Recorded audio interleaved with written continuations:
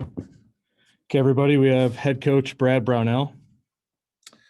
Yeah, good to be back. My first day back in the office in a while, so anxious just to see my players again and staff, and looking forward to going to practice today and getting ready for a game against a very good Virginia team. I think they're Tony seems to have figured it out. Like they're kind of settling into a groove. I think both how they play and personnel wise. Team that's scoring the ball a little bit better than maybe some of his teams in the past. Can beat you in a lot of different ways. Obviously, they can beat you with their defense like they always do, but just have a lot of guys that can make plays. Kie Clarkson, probably an undervalued guard in our league. He's just a winner. Hauser can really score the ball at all three levels. Murphy's an outstanding three-point shooter.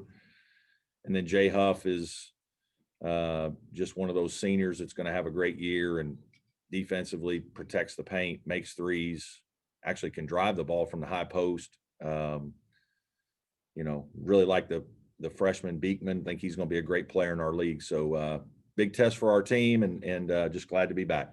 Questions?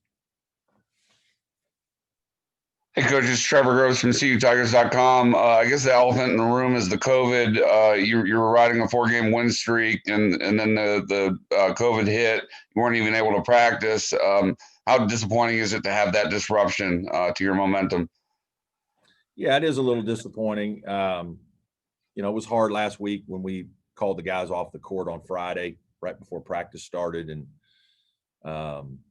especially when you're playing well, guys are excited. They want to go out and compete. We were looking forward to it. You got a lot of positive momentum with your team when things are going well. Energy's good, and guys were practicing great. And it was hard. Off until Tuesday. Did a little skill. Guys were able to do a little skill work on Tuesday. Obviously, after all the negative tests and taking some time to figure out how bad it was in our program. Thankfully, it wasn't very bad. And then we practiced Wednesday and Thursday.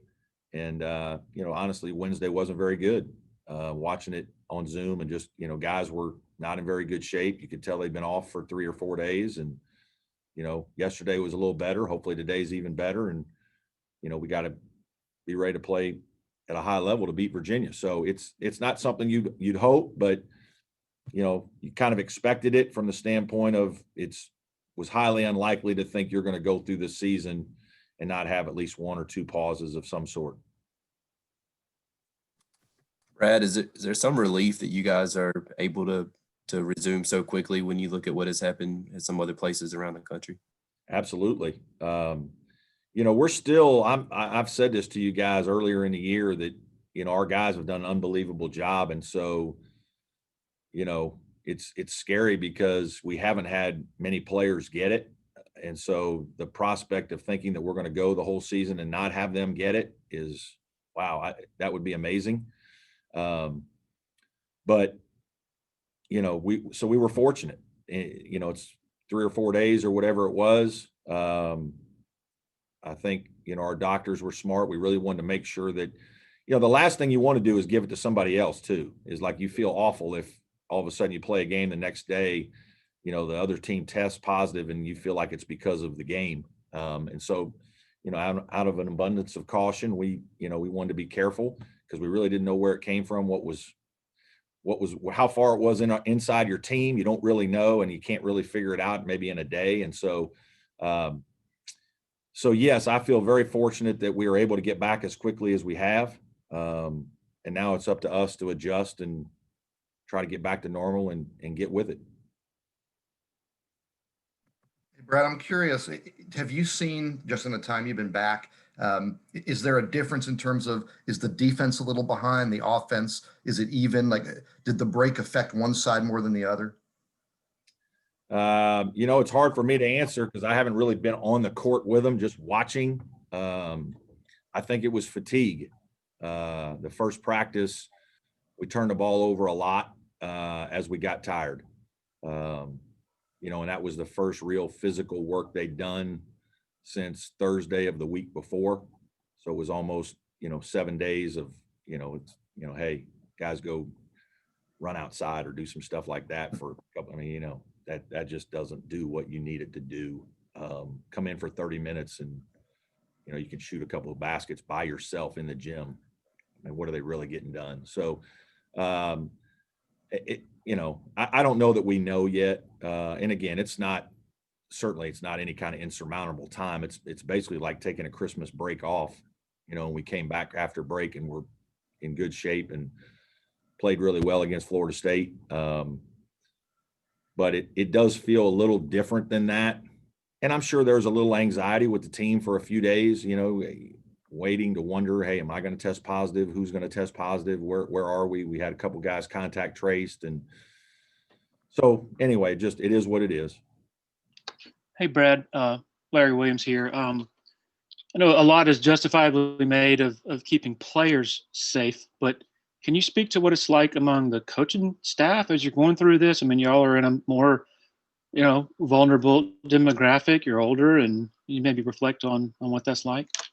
Yeah, I think we're all cognizant of that, especially some of us that are a little bit older than others. The younger guys, young GAs and all that probably don't think about it as much. I do think some of our older coaches do, and a lot of us are married. So now we're around our families, and our families, whatever they could be around could put us potentially in danger as well.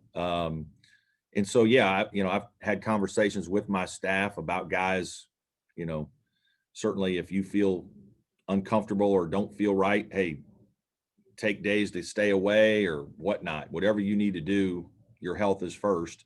And, guys who are coaching though, really want to be out here. They want to be with the guys. That's part of what keeps us young, mentally and just drives you as a person. I think as much as anything is being a part of a team, being around young people. I think it probably leads you to better mental and sometimes even physical health because of being around that kind of situation, that peer group. But certainly it's something that as coaches, I think each guy individually has to look at his situation.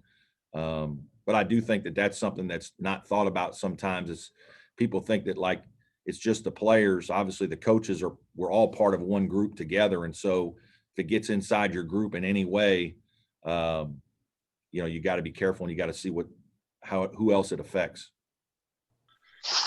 Hey, Coach, it's David Hood.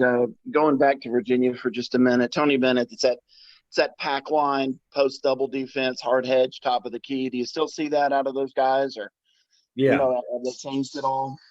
No, not really. I think they're getting better. I think they had some roster turnover, a lot of new guys. You could tell early in the year, like you watch the San Francisco game and he played more guys then a little bit and still trying to figure some things out. You can almost see that he's changed, not how they play, but probably personnel groupings and things of that nature. Looks like made adjustments that way. And I just think it's, just experience and practice and consistency and they look better. They don't make as many mistakes maybe. And obviously he's going to be a Hall of Fame coach. He's doing an unbelievable job there. And as you would expect, his team just keeps getting better and better and will continue to do so the rest of the season. Coach, you mentioned Jay Huff. You don't see a lot of 7-footers be able to step back and shoot the way he does. He made 4 3-pointers the other night, 44% this season. How difficult is that to stop? Yeah, it's real hard. It opens the basket area up for other guys. It's not like he doesn't just stand there. He might be ball screening and popping. He might be setting a back screen and stepping out to the top. And so you're guarding a back screen and then you have to come out and guard him. So certainly, yes. And then he shoots the ball high, which makes it extremely difficult to contest, adequately. And then the other thing that people don't realize is like he can get to the rim in one dribble from the top of the key. He takes a big, long stride and he scores. And, that's why he's got a chance to possibly play in the NBA. He's a handful. Defensively, he's unbelievable too. Like he probably guarded Amir as well as anybody last year when you watch the game. Bro, another on their defense. Jim Christian mentioned to me that, yes, it's Tony Bennett, the pack line, but he thought they had better one-on-one defenders, kind of 1 through 5. I'm curious what you see from that aspect of their defense. Yeah, I think sometimes when we forget about Virginia and certain, like there's a lot of teams, like they play the pack at Louisville, Virginia Tech plays a variation of it. We've played not a pack, but we've played some things in the past that are similar in terms of, some similarities in terms of how you play. I think sometimes people don't realize how good the Virginia players are. I mean, he's got a lot of guys in the NBA over the years. And so, that's not to take anything away from Tony. He's a Hall of Fame coach. But their individual personnel is usually sometimes better than people realize. They're always big. Like this year, Kihei Clark is different. It's kind of interesting that Kihei has been such a great player, because a lot of times Tony's had a lot of guys that are 6'3" to 6'7" that are all the same size. They're all big and strong. His strength coach is phenomenal. They all look really good physically every year, and they are hard to beat one-on-one. And obviously Tony does an incredible job of coaching that part of it, but then he's got good athletes to do it, better athletes than you would maybe suggest or some people think. And so, yes, some of it is certainly scheme and how they play, and their setups unbelievable. But then their guys are really good defender. Reese Beekman's going to be an unbelievable defender in this league. Like you can just tell he's really good. Kihei Clark is small, but that dude's as tough as there is, and he's a winner. And so, like, they've got some things that they do individually with their team that come down to individual defense that make it difficult for you, along with great scheme every game. Hey, Brad, this is Will. Just curious, you've mentioned several times you couldn't be at practice Wednesday and Thursday. So what was that like? Who ran practice, and how challenging is that for you and your team that you weren't able to be there? Yeah. Coach Dean, Coach Goins, Coach Simmons was able to go out on the floor with us, with Coach Bender and myself being out. Yeah, it was hard. I don't think of myself as a control freak, like in the office every day. I'm not a micromanager, probably until it comes to the court a little bit. And then I get to be a little bit more of a micromanager and want things done the way I like them done. And so that was hard. I haven't missed many practices in my career as an assistant, or a head coach. And to have to, Zoom call your staff and talk about what you want done, and then watch the practice. I had my phone. I was calling Coach Simmons in the middle of practice a couple of times to hey, our spacing needs to be better in this situation, or defensively, I don't like the way we're guarding that. We need to do this or whatnot. But it wasn't as good. And I do think it's a difference when the head coach is there and not there. It's just human nature for players and staff. And so I'm obviously extremely excited, ready for practice right now. Brad, is Bender back? No. Coach, this is Todd Shaughnessy in Spartanburg. I wanted you to talk about Nick Honor a little bit. I know you've touched on it in the past, and I apologize for that, but you kind of felt like he needed a little bit of a personality change to lead this team. Not a personality change. I just wanted him to have a bigger voice. He's a naturally pretty quiet guy, great guy, really good player, energy giver, great kid, just kind of quiet. And, that was one of the things that I talked about and noticed in his year out, was just, I thought he could, if he wants to direct the team, he wants to have the ball in his hands, he wants to be an extension of me on the court, he's going to have to do a better job of communicating.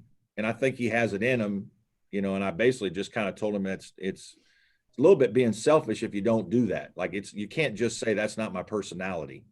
That's, being quiet. That's not good enough. Like we need you to be a leader on the court. We need you to direct, and Al's kind of going through that. Al's a little more, he's quiet in terms of being around the older guys. I think, sometimes when you're new or when you're young, you don't feel it's your place. Like those guys are both young guys. They're both sophomores. This is Nick's first year playing. And so you just kind of, it's, hey, Amir, we're doing this. You know what I mean? Like they don't feel as comfortable telling some of the older guys, even though it's an extension of what I want. And so we challenged Nick a little bit with that in the off season. It was something that I talked about that he could work on during COVID. And I was encouraging him to call, a couple people in our program every day, not just text them, but pick up the phone and actually call and have conversations and start and initiate conversations.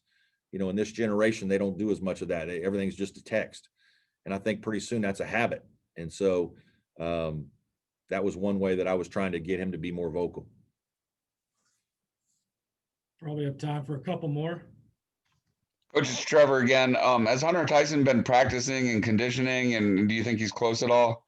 Yes, he just started back Wednesday and has practiced the last 2 days. And I think as long as everything goes well here, tomorrow or today and tomorrow morning, he should be hopefully ready to go.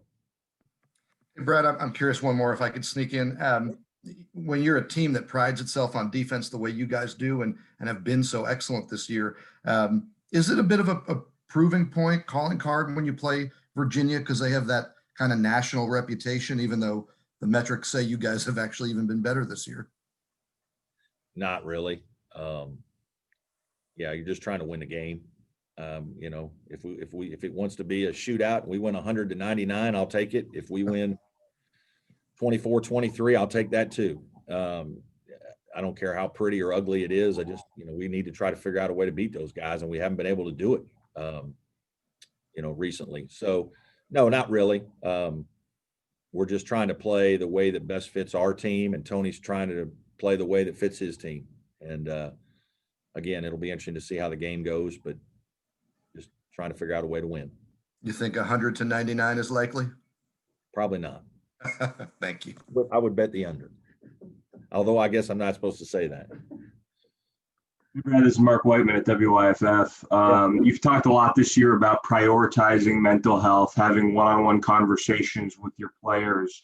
When you go through something like you experienced last week, do you think that emphasis has helped your guys maybe re-edge and get right back out there? And I know you said you struggle in practice, but putting that emphasis on the mental health, do you think that helps your team when you go through something like you experienced last week? I don't know yet in terms of, I thought we needed the break at Christmas. I definitely felt like our team needed a break at that time. And that's one of the reasons why we took it. I was so adamant after talking to players, through the course of the month leading up to Christmas that,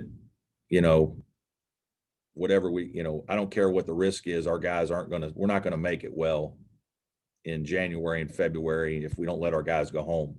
And again, our team was here a little earlier than some of the other teams in our league. But now, like this most recent break, I don't know that it affects it either way. You do hope that obviously what we've all been through, that, we're a little closer because of it. We have a better read on each other but I don't know that this little short pause had any kind of, there's no advantage or disadvantage either way in terms of any of that. Any more questions for Coach? Thanks, everybody. Thank you, Coach. See y'all See you tomorrow. tomorrow.